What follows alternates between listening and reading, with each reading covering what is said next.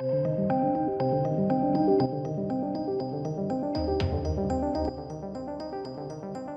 to the channel.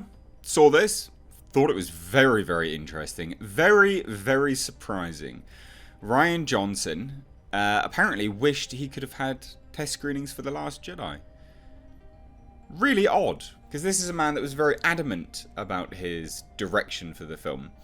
And I don't know now, again, there's a lot of things to unpack here, right? I'm not out here just hating on Rian Johnson. I'm actually thinking that maybe he's been doing all he's doing to try and save face, to be in Disney's good books. I don't know. I mean, Rian Johnson is, generally speaking, prior to getting Star Wars, a fresh new director. He didn't really do too much. Not to be given the keys of the castle of Star Wars anyway. And, you know, if this can be believed, sounds like he actually wanted to do some other things, but wasn't able to. So maybe everything that he's been saying now, I'm playing devil's advocate by the way, maybe all the things he's been doing and saying now, post Last Jedi, maybe it was to save face. Maybe it was to get in Disney's good graces. Now, that's nothing new. Lots of companies do this, lots of people do this. So, yeah. Interesting. Let's take a look, right? Ahead of its release, director Rian Johnson really wished he could have test screened Star Wars The Last Jedi, released in 2017. Funny story, that was a really weird movie to watch. For big tentpole properties that I think I'm not going to like, I like to go in with fans. Because that's a moment where, generally speaking, you will actually get positively biased influence, and I don't like to go in with a really negative mindset. So if I'm going into a film which I think I'm not going to like, I actually go in with the fans at midnight, and that was one of them. I went to Wimbledon Odeon, and yeah, they didn't like it. And it's always a really interesting experience doing that. It was the same, actually, funnily enough, with The Rise of Skywalker.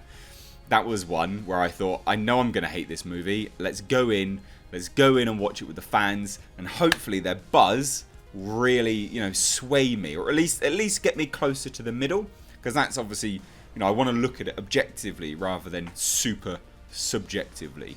But even then, no, they didn't really like that either. But so, anyways, side note to one side. The Last Jedi was Johnson's first foray into the galaxy far, far away. While it was met with positive critical reviews, the fan response was decidedly more mixed, making The Last Jedi one of the most polarizing Star Wars films. Yeah, I agree with all of that. This is largely due to Johnson's story decisions, which some thought as original and others saw as an insult to the world George Lucas created. Regardless of the fan backlash, Johnson has mainly spoken positively about his experience working on the film, pretty much almost exclusively, actually, and this is what I mean. Almost exclusively it's been positive. And this is not a man that can't construct good stories. Knives Out, for instance. Yeah, I mean, loads of people love it. He did Looper. I believe he did Looper. A lot of people seem to dislike that. I personally really like Looper. You know, it's one of those movies which they build into it the mechanism by which not to judge it too much. Don't think about it too much. You know, they actually build it into the story, and I find that quite comical. So yeah, again, he's not terrible, but then he made that, and it's like, well, there's something astray here. And he has spoken almost exclusively positively. I don't think he's really said anything negative about the experience at all. Now, since The Last Jedi, Johnson wrote and directed an original whodunit called Knives Out. Surprise hit, Knives Out followed a spoiled, rotten family after the death of their patriarch as an eccentric detective is brought in to investigate. Knives Out performed so well financially and critically that a sequel is currently in development, with Johnson again writing and directing. Yeah, The Last Jedi and Knives Out are different in many ways.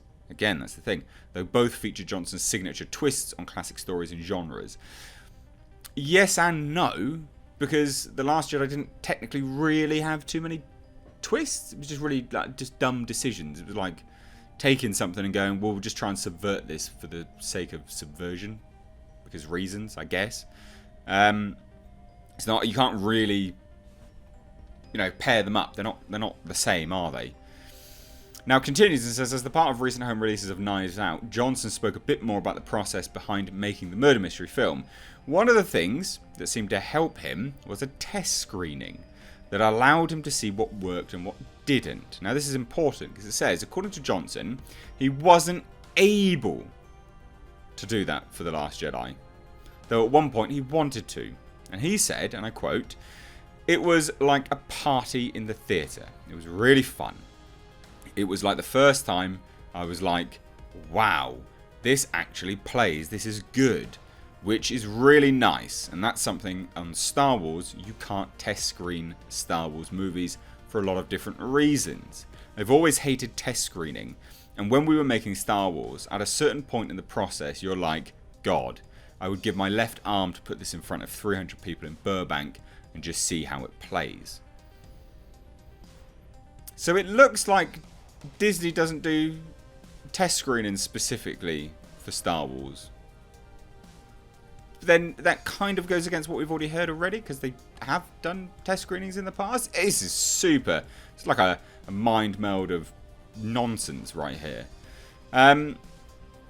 Now, obviously, you know, Screen Rant go on to... These bloody adverts. Screen Rant go on to say some other things. Considering how spoiler-phobic Disney gets when it comes to Star Wars movies, it's not surprising that Johnson was unable to screen The Last Jedi for test audiences. However, when making a film like The Last Jedi, which has the added stakes of a very dedicated and passionate fan base, it's also natural to want to get opinions on the film before its release.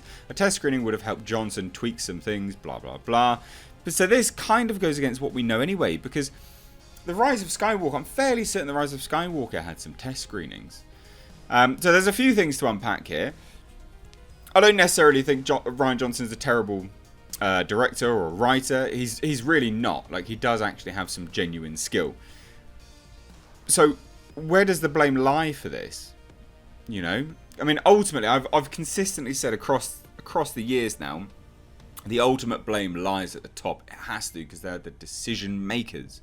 They are the ones that pass it all down to the grunts like Rian Johnson. And I think some of the things he's been saying now have... And also, you've got to remember, right?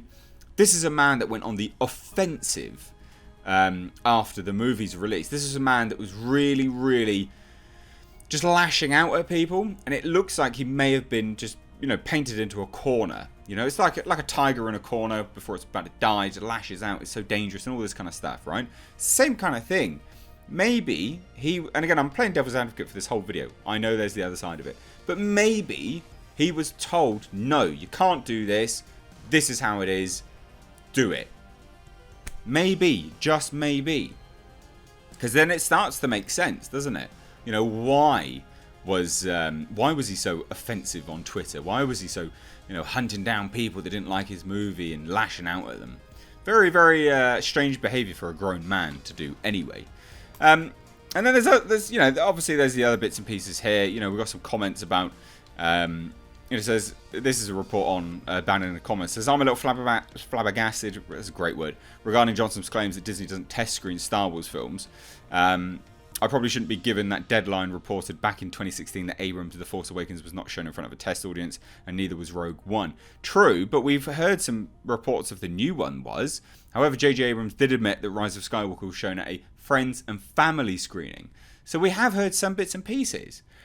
He would add the caveat, but we've never done like a test screening. So it's surprising. Why don't they test screen? So odd. Why would you not test screen? You put in, you know, billions on the line. The idea that they would not test screen these films is so flabbergasting, because testing and polling is pretty much part of Disney's DNA. Part of everyone's... That is how the movie industry works. It says, for example, former Disney CEO Bob Iger spoke to Disney investors on their Q3 2019 investors call back in August regarding the lack of visitors to Disneyland despite the opening of the new Star Wars Galaxy's Edge. Iger told investors, we're very pleased with how guests have responded to Galaxy's Edge. Smuggler's Run is one of our most popular attractions. And then he would go on and say, you know, Disney World information comes from surveys. They're constantly surveying. So it is surprising that they're not doing this. But I reckon... It sounds like he actually, in fairness, had a bit of a different vision. But I thought this was interesting. What do you guys think? Let me know down below in the comment section. Does this change your opinion or not? Probably not. But it's an interesting perspective, right? It's just another perspective to look at. So I'd love to hear your thoughts. Let me know down below. If you're new here, do hit subscribe. Stay up to date on the world of pop culture movie news by hitting the bell notification icon. I know this isn't like news. This is more of a topical commentary discussion. But anyway, thanks so much. Take care.